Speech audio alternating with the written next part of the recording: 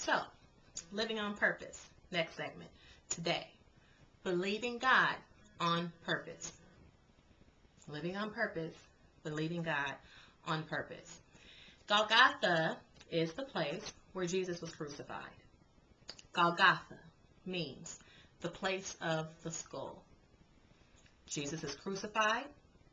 Jesus conquers once and for all sin, sickness, death, all the effects of sin, the dynamics and the paradigm of this sin-sick world. It's conquered once and for all at Golgotha, the place of the skull. However, the thing that we still deal with today, the warfare that most of us experience on a day-to-day basis, is in that place, the place of the skull.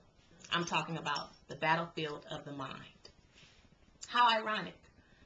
And unfortunately, the enemy is still waging war, a war that he's already been defeated in, obviously. But he still wages war, making us think that we still have something to really fight for, when in actuality we already have the victory. But it's because we don't walk in our victory. We lose sight of the victory. We lose sight of everything that has been established and preordained for us, our destiny, our purpose, and we sit beneath our heavenly seat. And it's a tragedy. The tragedy is not what we've been through. If you lived any significant amount of time, you have experienced heartache, you have experienced disappointments. It's part of life. That's not the tragedy, because we're overcomers. We're more than conquerors. The tragedy is that the things that we've been through have scarred us and fragmented us to the point that it hinders our ability to believe God regarding our future. It hinders our ability to believe. We get trapped into that place of pity and pain, and we begin to tell ourselves that because it's always been like that, or because this is all that's familiar to me, being treated that way, I won't have access to this, or it won't look like that for me, or I'll never have it quite like that. But do you know that on the onset of believing God, at the very onset of changing your mind, at the very onset of taking your authority in the place of the skull, your whole life can change, and your access is granted when it comes to the things that God has in store for you. Eyes haven't seen, ears haven't heard, nor has it entered into the heart of man the things that he has prepared for you. But you have to conquer your own thoughts, your own doubt in the place of the skull. It's up to you. You have to believe God. When do we get to the point where we stop placing blame? Things have happened to you. Things have happened to me. But can we really be honest? You've done some things, and I've done some things. I've perpetuated some of that junk in my past. I allowed some things. I had to reap some things. Let's really be honest. So in our readiness to move on, we have to have the readiness of mind, this is scripture, to revenge all disobedience. So we've just been cleaning up a lot of mess. If we're just honest, we've had to reap some things. We've had to go through some things to get to a point of humility where we lift our hands and say, you know what? I place no blame. I'm not trying to have anybody suffer. I wish at the mercy that has been extended to me, I want to extend to those who have done anything to me. I just want to be free. I don't want to be angry at anyone. I don't want to blame anyone. I just want to be free and move on.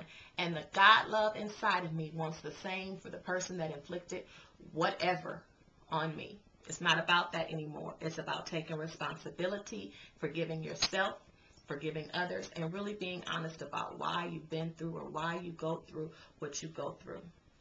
So every time I'm invited or I'm overwhelmed with the invitations to the pity party in my mind,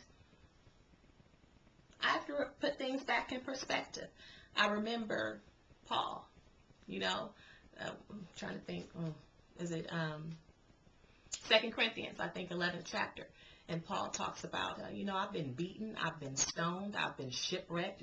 Next verse, he talks about perils in the city, perils in the desert.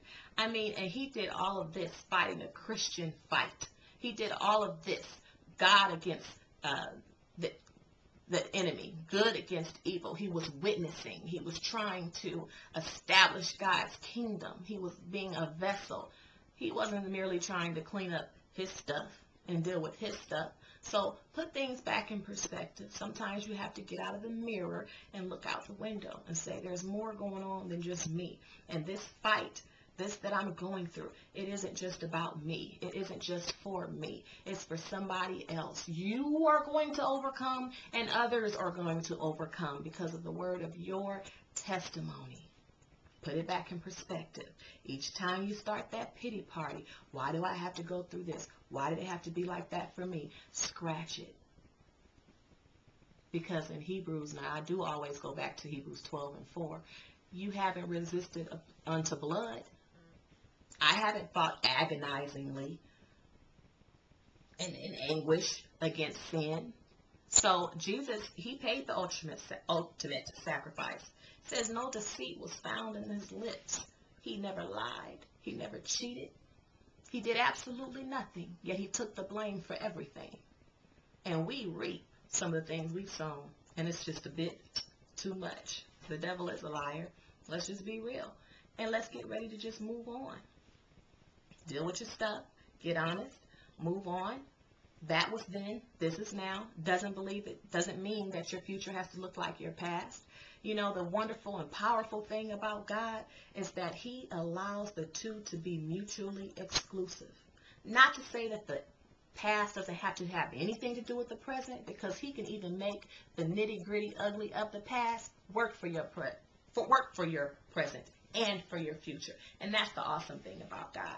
Everything that the enemy thought was for your bad, everything he used against you for your bad, God said, I'll use that too. I'm bad enough to use that and make it work for him or make it work for her and get the glory out of it. I love God.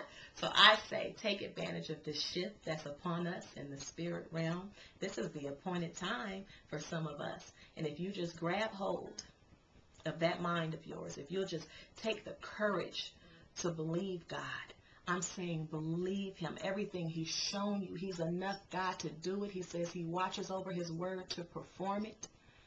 That he's spoken, he can bring it to pass.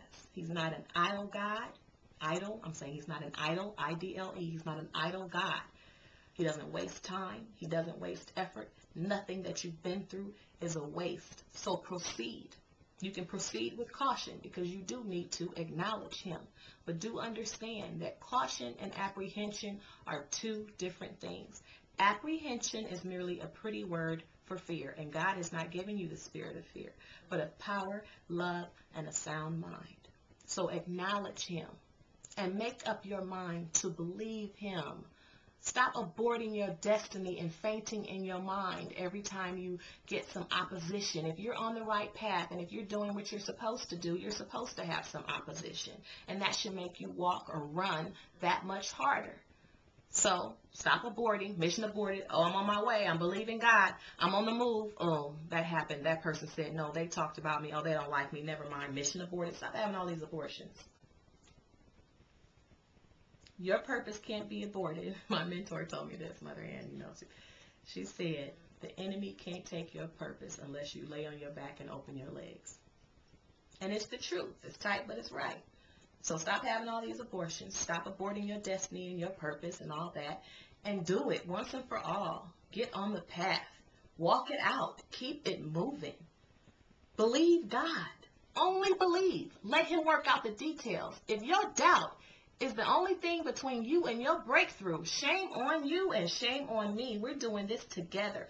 Only believe. Allow all the nitty-gritty nasty of your